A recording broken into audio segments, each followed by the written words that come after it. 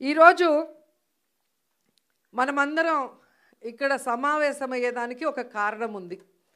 మన అందరి మీద ఈరోజు ఒక గురుతరమైన బాధ్యత ఉంది. ఎందుకంటే ఈ రాష్ట్రంలో నారావారి నరకాసుర పాలన జరుగుతోంది.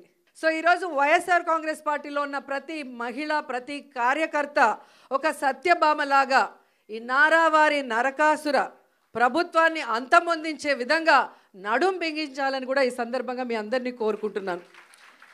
ఎందుకంటే చంద్రబాబు నాయుడు వచ్చి దాదాపుగా ఏడాది అవుతుంది. ఈ ఏడాదిలో ఆయన సాధించింది ఏందయ్యా అంటే అరాచకాలు, అఘాయిత్యాలు, అత్యాచారాలు, అవమానాలు, అక్రమ కేసులు, వేధింపులు, ఇవే సూపర్ 6. సో ఈ సూపర్ 6 ఇవ్వడానికి ఉత్సాహం చూపిస్తున్నాడు తప్ప మనం మహిళలకు ఇచ్చిన వాగ్దానాల్ని నెరవేర్చాలన్న చిత్తశుద్ధి వాళ్ళకి లేకపోవటం అనేది మనం అందరం కూడా గమనించాలి. ఎందుకంటే జగన్మోహన్ రెడ్డి గారు అధికారంలో రాకముందు మహిళలకి ఏమేం ప్రామిస్ చేశారు, అధికారంలో వచ్చిన తర్వాత అవన్నీ ఎలా ఫుల్ఫిల్ చేశారు, అవే కాకుండా చెప్పని అనేకం కూడా మన కోసం ఎలా చేశారో మళ్ళీ నేను ప్రత్యేకంగా చెప్పాల్సిన అవసరం లేదనుకుంటున్నా. ప్రతి కుటుంబంలో ఎంతమంది ఏ స్కీమ్కి అర్హులో కులం, మతం, పార్టీ చూడకుండా అందరికీ అన్నీ అందించారు. కాబట్టే ఈరోజు మనం ధైర్యంగా గ్రామాల్లోకి వెళ్ళగలుగుతున్నాం. ఎక్కడ మనం కనిపించినా అయ్యో మేము తప్పు చేశామని కొంతమంది, అయ్యో మేము అన్నకు ఓటేసాం ఎక్కడికి పోయిందని కొంతమంది, ప్రతి ఒక్క మహిళ వైఎస్ఆర్ కాంగ్రెస్ పార్టీ వాళ్ళు, వైఎస్ఆర్ కాంగ్రెస్ పార్టీ సింపథైజర్స్ ఓపెన్గా బాధపడుతుంటే తెలుగుదేశం, జనసేన వాళ్ళు లోపల ఏడుస్తున్నారు. ఎందుకంటే ఈ కూటమి ప్రభుత్వం వైఎస్ఆర్సీపీ మహిళలనే కాదు, వాళ్ళ తెలుగుదేశం, జనసేన మహిళల్ని కూడా మోసం చేసింది.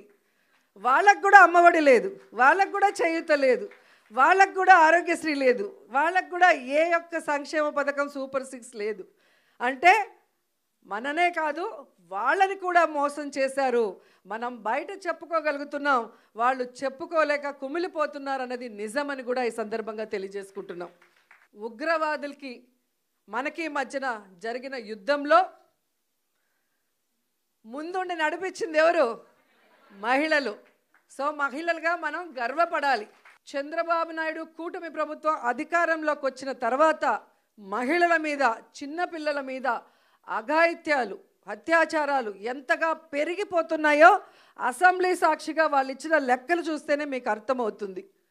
అంటే ఈరోజు ఒకవైపు ఉన్మాదుల్ని తయారు చేస్తూ ఎలా సోషల్ మీడియాలో మహిళల్ని టార్గెట్ చేయటం, ఎవరు వైఎస్ఆర్సీపీకి స్ట్రాంగ్గా నిలబడి మాట్లాడుతున్నారు లేదా ఎవరు సమస్యల మీద పోరాడుతున్నారో వాళ్ళని ఐడెంటిఫై చేసి, ఆర్గనైజ్డ్ క్రైమ్ అంటారు దాన్ని. జగనన్న ఒక్కటే చెప్పాడు, మనం తప్పు చేసి జైలుకి వెళ్తే అవమానంగా భావించాలి కానీ తప్పుడు కేసు వల్ల లోపలికి వెళితే బాధపడాల్సిన అవసరం లేదు. ప్రజల్లో మీరు ఒక హీరో అవుతారు. ప్రజల కోసం మీరు వెళ్తున్నారు కాబట్టి ఆ ప్రజల ఆశీర్వాదం మీకుంటుంది, మీకు ఎటువంటి ముప్పు జరగదు. అందుకు పార్టీ, నేను సిద్ధంగా ఉన్నాను మిమ్మల్ని కాపాడుకోవటానికి అని అన్న మాకు ధైర్యం చెప్పారు. అధికారంలో ఉన్న, అపోజిషన్లో ఉన్న మనని, ప్రజల్ని సొంత బిడ్డల్లాగా ఆయన ఎప్పుడూ ఆదరిస్తారు, మనకు ఎప్పుడూ అండగా ఉంటారు. కాబట్టి అలాంటి మంచి వ్యక్తి మళ్ళీ ముఖ్యమంత్రి అయితే ప్రజలు బాగుంటారు, రాష్ట్రం అభివృద్ధి చెందుతుంది, మనం అందరం కూడా గౌరవమైన స్థానంలో ఉంటాము అన్న విషయం మీ అందరికీ తెలియజేసుకుంటూ, రాబోయే కాలంలో మహిళా సమస్యల మీద పోరాటం కోసమైనా, మహిళల హక్కులు సాధించడానికి నిలదీయటానికైనా మీ అందరికీ అండగా మేమంతా ఉంటామని మాట ఇస్తూ సెలవు తీసుకుంటున్నాను. జై జగన్. Please subscribe .news.